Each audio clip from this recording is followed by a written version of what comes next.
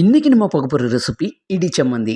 இது ஒன்று மட்டும் இருந்தால் போதும். இட்லி, தோசை, சாதம் இதுக்கு எல்லாத்துக்குமே சூப்பர் காம்பினேஷன். நல்ல காரசாரமாக சாப்பிட்ணும் அப்படின்னு நினைக்கிறப்ப இந்த மாதிரி நீங்கள் ட்ரை பண்ணி பாருங்கள். செய்யலாமா? இப்போ ஒரு கடாயில் கொஞ்சமாக தேங்காய் எண்ணெய் எடுத்துக்கோங்க.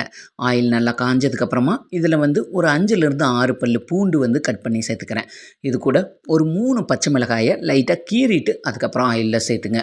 இது கூடவே நான் 3 தக்காளியை 2ஆக கட் பண்ணி இந்த 3 தக்காளியும் இந்த ஆயில்லையே சேர்த்துடலாம். இப்போ இதெல்லாமே நல்லா வெந்து வரணும். நல்லா 2 சைடும் திருப்பி போட்டு நல்லா டோஸ்ட் ஆகி வரணும். இந்த ஆயில்லையே நல்லா வேகணும்.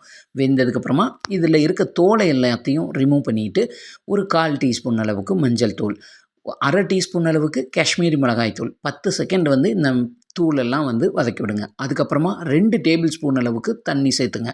சேர்த்துட்டு இதை நல்லா வதக்கி விடுங்க.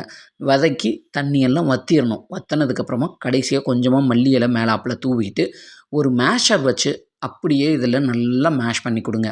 பாருங்கள், இந்த அளவுக்கு நல்லா மேஷ் பண்ணி விட்டுருங்க. இப்போ கடைசியாக இதுக்கு தேவையான அளவுக்கு உப்பும் சேர்த்துட்டு நல்லா கலந்து கொடுத்துருங்க.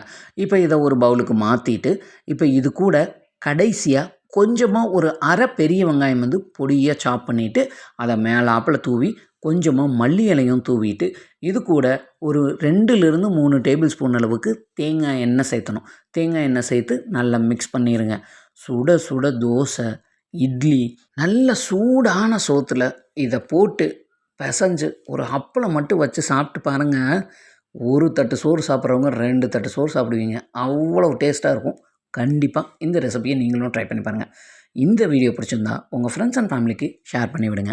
இது அவங்களுக்கு ரொம்ப ரொம்ப யூஸ்ஃபுல்லாக இருக்கும். மறக்காமல் நம்ம சேனலை லைக் பண்ணி சப்ஸ்கிரைப் பண்ணிடுங்க.